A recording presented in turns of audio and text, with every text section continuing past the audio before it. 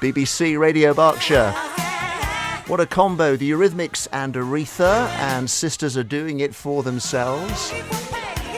Thanks to Peachy & Co for breakfast. Welcome along, it's Bill Buckley with you between now and 2, and this year marks 45 years of Reading's Hexagon Theatre. The opening show was put on by the Sainsbury Singers. It was their production of Gilbert and Sullivan's The Gondoliers in 1977. The music theatre group is also celebrating an anniversary this year, as they started 85 years ago. Michael and Kath from the Singers join me in the studio now. Morning each. Good morning. And on the line is Wendy from the Singers. Hello, Wendy. Hello, Bill. Good morning. Good morning. Nice to have you all with us.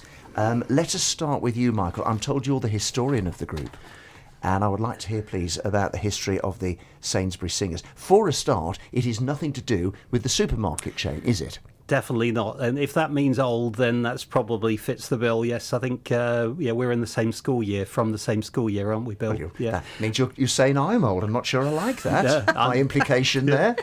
So back in the 30s, we had the equivalent to Gareth Malone in Reading. We had a famous singing teacher called Frank Sainsbury, and several of his pupils got together in 1938 to make the Sainsbury Singers. They rehearsed, they put on the performance. First performance in 1939 was HMS Pinafore.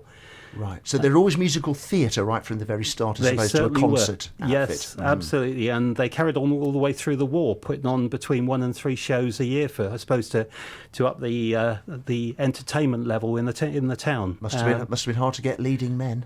Most definitely, unless they were a little bit older. Yes. Thank goodness for stage makeup. Right. So that was the war years. Yeah, absolutely. Then the Sainsbury Singers developed, and they were the leading society in town, performed at the town hall, because after all the big modern theatre wasn't there then, and all the way through we did operas, we did Faust, we did Carmen, we did Cavalier Rusticana. Not easy stuff. No, big stuff, and some very, very good singers came out of the society. It wasn't until 1976 we did the first modern musical, which is My Fair Lady. So that was, if you think how radical that would have been after tons of years, over 35 years. I can imagine the old diehards in the society perhaps not being terribly keen, and the young bloods come in and they want a revolution. Oh, it's a microcosm of life. It just the same as now. We have different generations, with different ideas of how to do stuff. And the society though has gone from strength to strength. Slowly, we edged out operettas. We edged out even Gilbert and Sullivan. Although 2002. We had a go at the more modern. We did the Broadway version of Pirates. Well, I was going to say, I mean, you can't keep a good G&S down, can you? It keeps getting. There's an all-male version of one of them just about to go out on tour in a very kind of radical form, I believe. So. Oh, is that? Oh, yeah. They live on, and no wonder they're great tunes. Some of them, aren't they? Absolutely. 2016, Hot Mikado. So that's great example. Absolutely. Right. But the rest of them are now gone. When I joined the society, which we'll probably come on to, but I did 1 or 2 operettas, and we've been very, very fortunate. We are one of the, as well as being one of the oldest societies, we're one of the leading societies. So when they released the licence for a very particular Andrew Lloyd Webber show in 2001, they only gave it to 13 societies in the country, and we were lucky to get the licence for. So that's how Evita. It works. It's not who'll pay the most or anything. It's who they reckon will do no damage to their precious product. Yes, absolutely. Yeah. So we were very fortunate. Which show was that? Evita. Yeah. Fabulous. So we did Evita in the Hexagon Theatre. That is a lovely potted history. Except we just need to, I think, clarify how come they got the honour. How come you got the honour of being the first show on at the Hexagon in '77? So.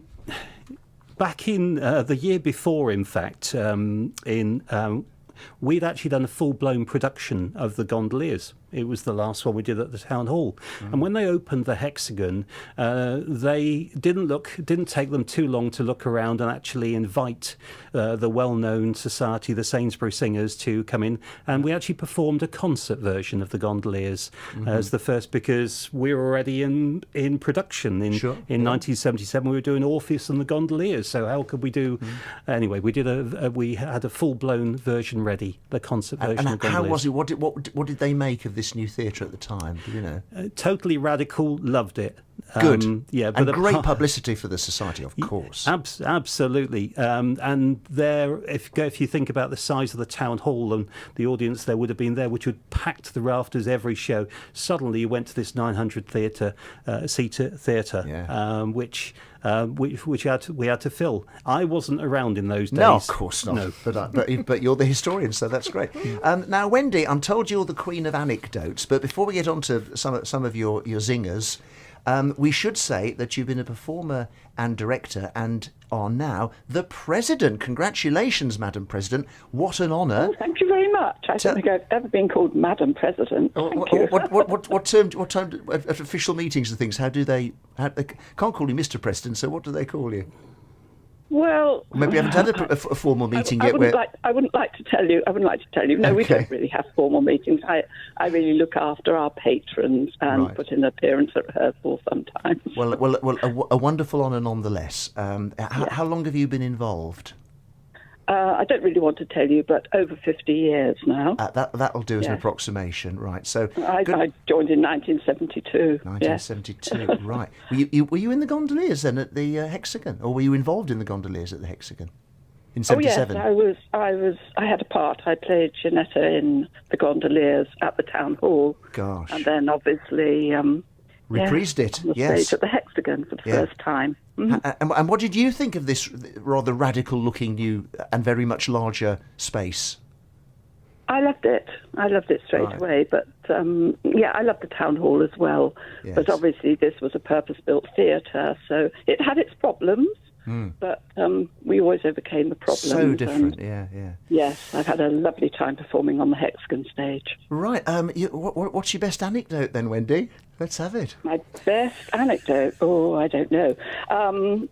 Possibly, my favourite two shows were My Fair Lady, I played Eliza, and Half a Sixpence, where I played Anne. Great roles, yes. And I don't like the sight of blood. Not my own blood, anyway.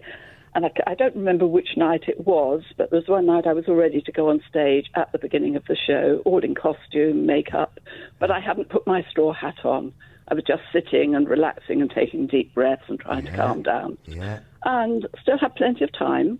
Decided to put the hat on, put the straw hat on, got the hat pin, stuck through the front, and it went in. It didn't really hurt. It went in your head. I felt it. That's right. It did. It went in my head, and I looked in the mirror, and blood was trickling down my forehead.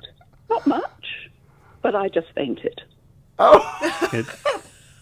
Yeah, I fainted, and the next thing I knew, I was out of the dressing room in the corridor, lying on the floor with all these faces looking down at me. Yeah. I think my first words were, "Oh, I've missed the show," and no, it's the overture. You haven't missed anything. But I felt as if, I'd been asleep for ages. Hang on, they still started the overture when the leading lady was lying in a faint with blood pouring down her face. Yes, I don't. No, it wasn't You'd have thought they'd have held It wasn't pouring down the face. No, but nonetheless, I would have thought they'd have held the overture. I don't think many people knew because they were waiting to come on stage. They were all in their dressing rooms. But anyway, I was told that my understudy was standing in her chorus costume in the wings, ready to go on.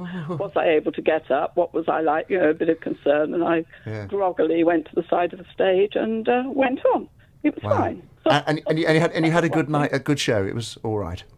Oh yes, fantastic show. I love Half a Sixpence. Yeah, do love that show. Yeah, and Sainsbury Singers are going to be doing the new version of that in the future. That's just been announced. She gets the plug-in as well. She knows how it works. We love the Wendy. We must pause for a song and then we'll do part two. We're talking about the Sainsbury Singers, 85 years young, more after Tom Grennan. This is How Does It Feel on BBC Radio Berkshire.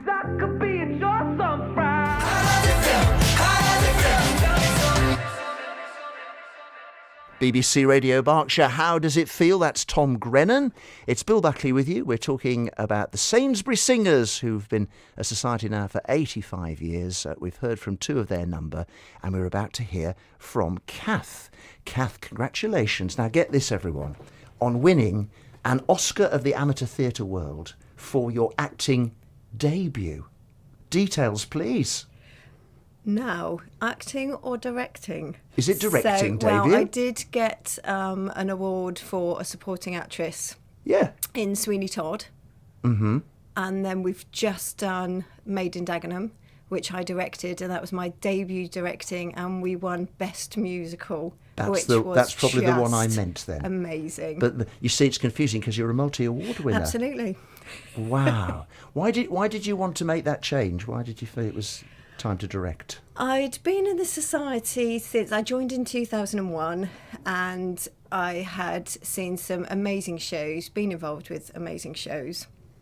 And as I just got older, moved on a bit, it was, I don't know, I just enjoyed the process, just felt like I wanted to take that next step and produce something with the society. And yeah, I was very, very lucky to be assistant director to Wendy. So you learn quite a lot. And then everyone had faith in that I could do it. So put myself forward, and we did Made in Dagenham, which was easy because, well, I say easy. I would never admit that if I were you. I don't think that's a good idea.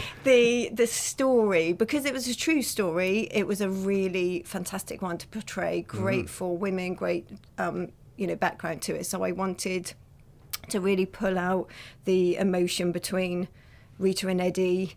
I wanted to bring, the camaraderie and actually just tell that story, and it was a very incredibly proud moment when it all came together. I think actors and performers like being directed by someone who's been at the coalface, don't they? Been on the stage themselves, Michael. It's kind of new. Every director is new in terms of how they do it. Yeah. And the team, and you're almost trying to get used to that team. Yeah, it's quite nice. Change is good. Yeah. But then a lot of people don't like change as well. We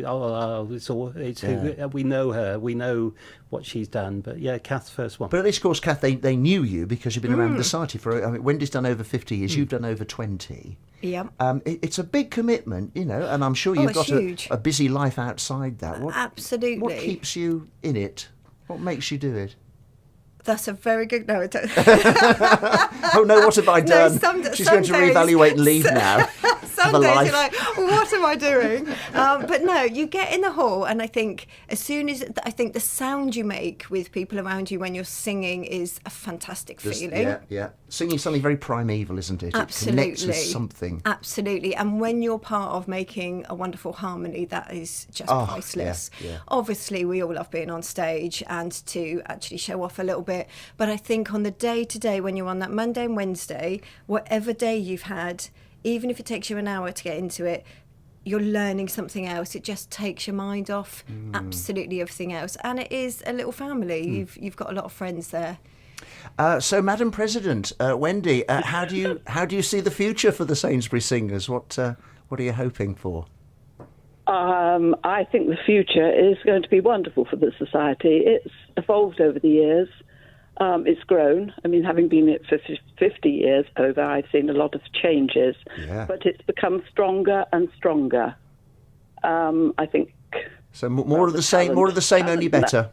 Oh yes. Yeah. And now, as well as we have social events as well now, it's not just meeting twice a week to rehearse a show and do a show. People meet socially. And I think this is helping us, helped over the years. And now we refer to ourselves, most of us, not as the Sainsbury Singers, but as the Sainsbury Singers family. Very and that's nice. Just what it is. That's just what it is. Everybody helps everybody else out, and it's a very talented society. Talking of families, come October we have the Addams Family the musical. Now, who here is in charge, or is a lot to do with that? Who's my person for that? Well, I think we're both on stage. Kath and I are both on stage. I mean, we have a fantastic marketing group, and they really are into social media. And I will get slapped wrist if I don't mention at least twice what our website is, so that people can get in touch to see if they want to know more about Sainsbury Singers, or they can actually already book tickets and actually get There's get deals money to be off. had. Yes, I There's saw deals that. Yeah, absolutely. So if you want the Sainsbury Singers website, it's just So is that the Sainsbury Singers website? It could be. It could be. Yes, as opposed to other. Absolutely, and it's www.sainsburysingers.org. Couldn't be easier. It's as easy as that. Right. And you can find everything and all the links on there. Okay, Addams Family, the musical, on the way. Many more great shows for you guys. Congratulations again on your multi-awards over there Thank in you that very corner, much. Kath. And there we are. There we must leave it. Thank you. There we are. Now you know all about the Sainsbury Singers. Here are Simply Red and Stars, Weather and Travel on the Other Side on BBC Radio Berkshire.